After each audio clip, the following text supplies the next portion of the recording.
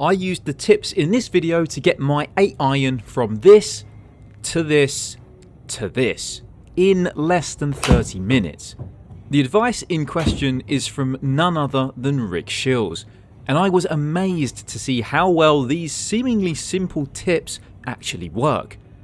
If you're like me and you've been playing golf for some time, you might hear these tips and think they're for beginners and they're just not going to help you, but I assure you it is worth the watch because these tips helped me and I guarantee they will be able to help you too.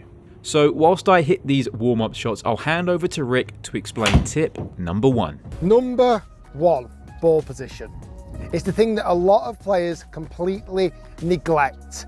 They'll just kind of set up to the golf ball with no real meaningful application of where they're going to put the ball in relation to the feet. Top tip, when you set up to the golf ball, put the club behind the ball first. That's number 1 thing to do. And put your feet close together. Now, if you're using a high lofted iron, pitching wedge or any of your wedges, you want to take equal steps with your feet. So that ball position is absolutely in the middle. I told you, it's the most basic piece of advice you could ever hear, and often it's the very first thing that you're told when you start learning to play golf. But think about it. Just how precise are you with golf ball positioning? Are you being exact? Are you making sure that it's in the exact same position every shot, or do you just walk up to the ball and swing? I know that for my 8-iron, the ball should be in the middle of my feet, but I always just guess, which is a terrible thing to do because the difference between a good golf shot and a bad one can literally be millimeters. It dawned on me watching Rick's video that I am constantly setting myself up for failure by not taking this part seriously, and so in these next shots I try to take much more care, much more time in making sure that the ball is in the exact same place every single shot. And lo and behold, over a 5-shot average, this alone added an extra 17 yards of carry onto my 8-iron, which if you think is crazy, just wait for tip number 2. Number 2, distance away from the golf ball.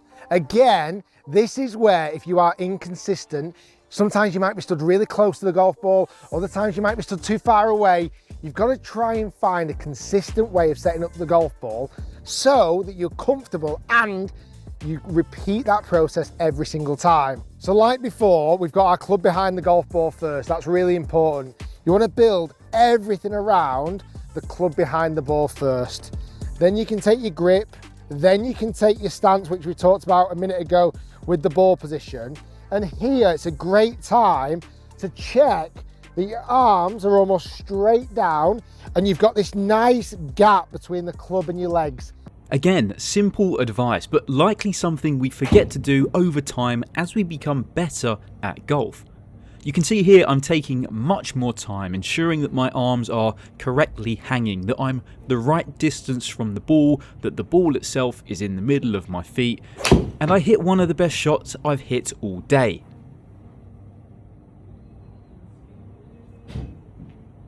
Followed by an even better shot. And then again another cracking shot straight down the middle of the fairway. I couldn't quite believe that these small adjustments had instantly led to significantly better shots, but it makes perfect sense. Watch any of the pros and they all take their time with this stuff. They set themselves up identically for every single shot, which leads to repeatably good outcomes.